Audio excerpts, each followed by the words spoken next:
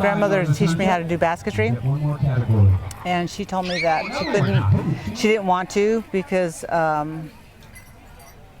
it was just the right time, and just like the language, talking the language, and I listened to her talk to my dad and my uncles and stuff in the language, and I'd say something. She goes, "Don't say that. Don't talk in that language." I go, "Why?" I said, "You and my dad talked that, Grandma." Well, I didn't say why. I never said why, but I said, "How come?" You never said why. Your elders, you never questioned them. She goes, "Because you can get in trouble, you'll get hurt, And my dad and my aunts and stuff, they went to Indian schools, and they got in trouble for speaking their language and knowing their culture. And I mean, the sad part is at school they try to ignore everything about the natives and what happened and the history. So I guess at the same time, powwow, you learn a little more about what happened and what has become of our people, and just trying to keep that alive and not let it fade. Well, what it means to me to come to the powwow, I look at it as a spiritual thing. All these people getting together, not fighting, Hopefully they're staying off from drugs and dope and stuff like that. That means a lot to me, because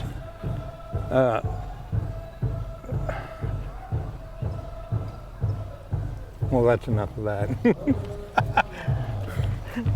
Or if I tell anything else, it'd be off the camera. When I was young, my parents would go to the powwows and the different ceremonies or cultural events, and there was so much drinking and ugliness that my parents decided no, they didn't want their children exposed to that, so they just stopped going. So there's like this gap, and it was allowed. So now the powwows, there's no alcohol, there's no drugs allowed at any of the events or ceremonies. So my parents are coming back. They were supposed to be here this weekend, but life happened, they weren't able to come. So we'd have had 4 generations here. It's hard to explain my feelings, when it comes to the powwows and stuff, because I never was in the powwow until 20 years ago when I got clean and sober, and I found out a lot about my own culture, my own history, and I share that with everybody that I know that is Pomo, and I try to learn everything I possibly can about my culture, and I try to hold the traditions and the culture, as much as I possibly can, the knowledge that I have, So. I used to go to powwows a lot when I was younger. I used to grass dance, and then it was before I was 13. When I turned 13, I got involved with gang life and stuff, and partying, drinking a lot, smoking weed and stuff.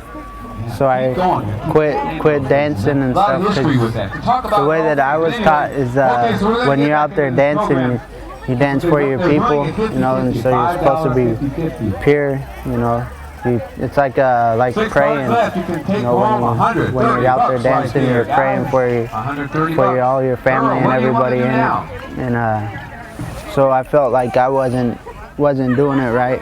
When I had my daughter, when I stopped and think about stuff. Grew up with everybody in my family always partying. There was a lot of alcohol when I grew up, so I didn't want my kid going through the same stuff I went through, They try to fit in. They try to fit in with mainstream America, and we paid a high price. And this is a healthy outlet. See, we don't have to pretend to be something that we're not. This is what we are. This is who we are. This is important. And here there's respect. Here there's friendliness. There's sharing.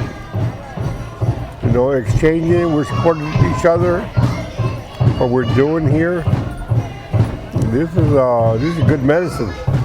This is very good medicine, and it's our medicine. And we know that this works. But I resonate with that smoke fire.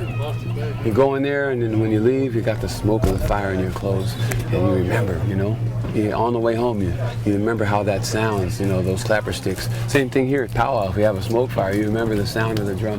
You remember it resonates. So that, again, that resonates, folks, with your DNA. So if you're wondering why you gravitate to the sacred circle, that's ancestral memory. Your genes are kicking in. Our DNA is literally an antenna. And so when you hear the Native American flute, or the drum, or the clapper sticks, that is your DNA resonating with that.